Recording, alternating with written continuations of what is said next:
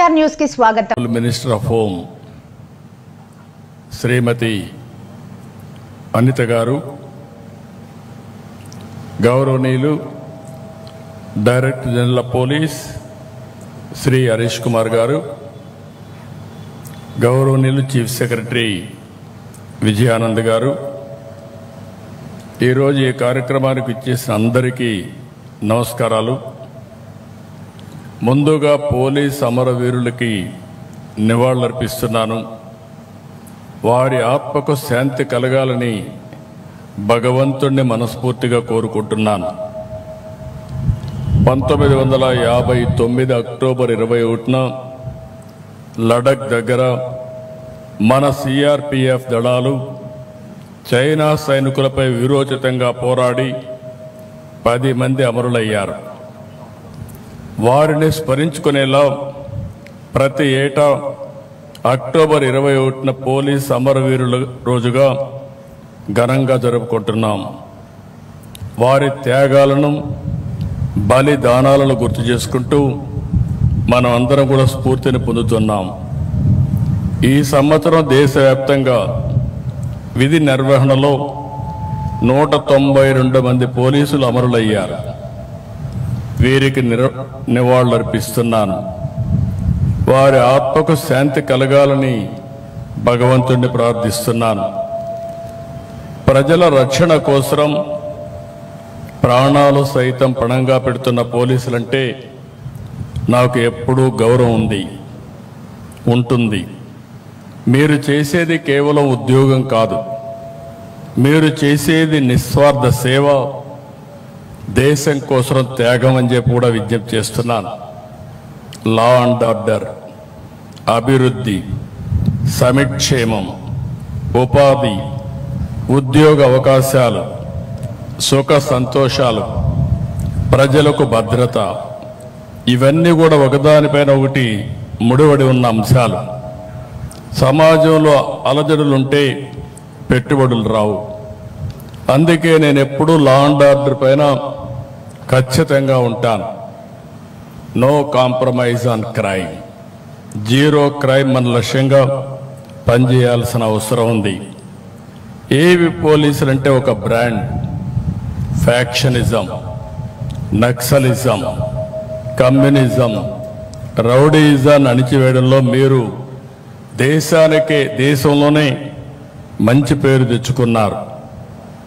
ప్రమాదం కావచ్చు, నేరం కావచ్చు, విపత్తు కావచ్చు, కరోనా లాంటి మహమ్మారి కావచ్చు, ముందుండి ప్రజల కోసం మొదటి అడుగు వేసేది పోలీసులే. మీ కుటుంబాలకు సమయం ఇవ్వరు, మీ పిల్లలతో గడపలేరు, ఎప్పుడు ఎటు పరిగెత్తాలో తెలియదు. పండగైనా, పబ్బం అయినా, ఎండైనా, పగలైనా, రాత్రి అయినా ప్రజల కోసం పరుగులు పెడతారు. ఎప్పుడు విధులకు వస్తారు. విధుల కోసం కుటుంబాన్ని వదిలి వస్తున్న మీకు తమ సంతోషాలను త్యాగం చేసి మీకు సహకరిస్తున్న మీ కుటుంబ సభ్యులందరికీ శిరస్సు వంచి నమస్కారాలు తెలియజేస్తున్నా, సెల్యూట్ చేస్తున్నా. హెల్మెట్ ధరించమని ప్రచారం చేస్తారు. డ్రగ్ వద్దు బ్రో చాటి చెప్తారు. మద్యం తాగి బండి నడపవద్దని హితం పలుకుతారు. స్పీడ్ థ్రిల్స్ బట్ కిల్స్ అని కామెంట్ చేస్తారు. ఇవన్నీ ఎవరి కోసరం? ప్రజల కోసమే. మన కుటుంబ సభ్యులు ఎలా మన గురించి ఆలోచిస్తారో ఆ విధంగా ఆలోచించి మన రక్షణ కోసం అనునిత్యం రోడ్డు మీద ఉండే పనిచేసే వాళ్ళు పోలీస్ సోదరులు. అందుకే వారంటే నాకెంతో అభిమానం. పోలీసులంటే కఠినత్వంతో ఉంటారని అనుకుంటారు, కానీ మానవత్వంతో వ్యవహరించేది వాళ్లే. ఏలూరులో జరిగిన సంఘటనగా నాకు గుర్తుంది. ఒక మధ్యతరగతి మహిళ దివ్యాంగురైన తన కూతుర్ని రోజు స్కూల్లో డ్రాప్ చేసి రావడం కోసం కష్టపడి ఒక బైక్ కొనుక్కుంది. కానీ ఎవరో ఆ బైక్ దొంగతనం చేశారు. దీంతో బిడ్డను స్కూలుకు పంపలేక ఆ తల్లి ఎంతో ఆవేదన చెందింది. ఏలూరు పోలీసులు కష్టపడి ఆ దొంగను పట్టుకుని బైక్ తిరిగి ఆమెకి ఇచ్చారు.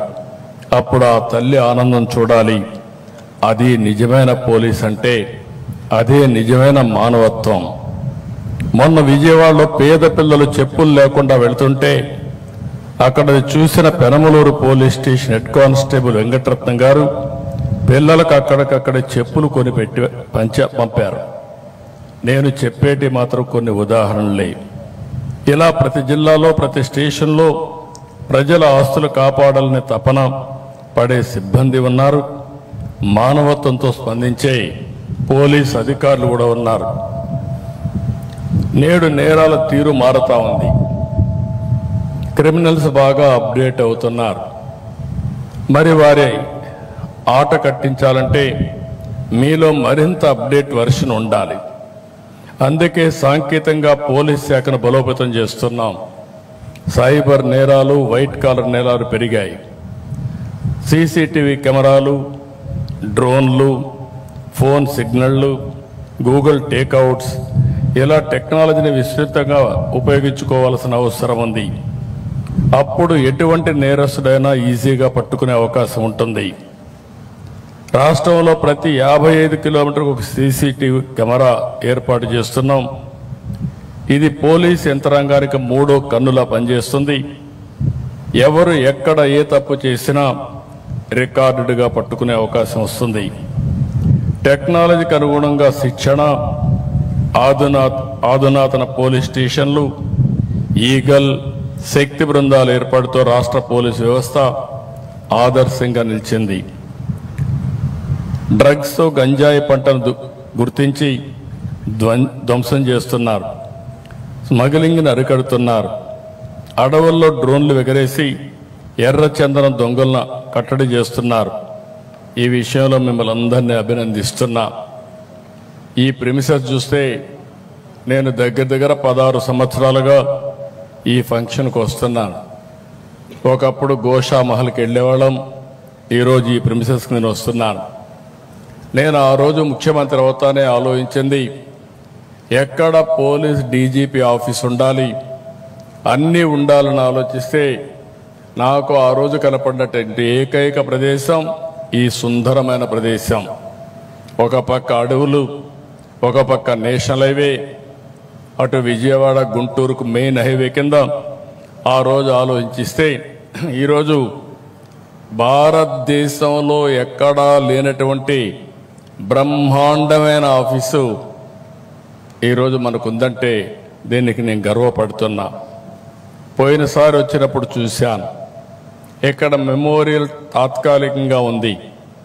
ఆ రోజు డీజీ గారికి చెప్పాం, ఈరోజు శాశ్వతమైన మెమోరియల్ తయారు చేసి ప్రతి సంవత్సరం నివాళులర్పిస్తున్నామంటే నాకెంతో గర్వకారణంగా ఉంది.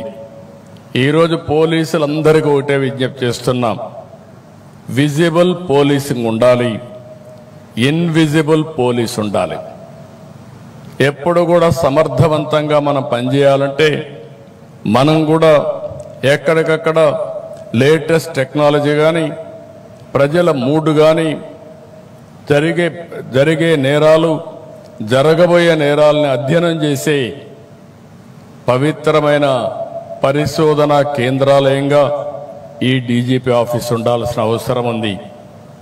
మనుషుల్లో యాస్పిరేషన్స్ పెరుగుతున్నాయి. టెక్నాలజీ రోజు రోజుకు బ్రేక్ త్రూస్ వస్తున్నాయి. మనకంటే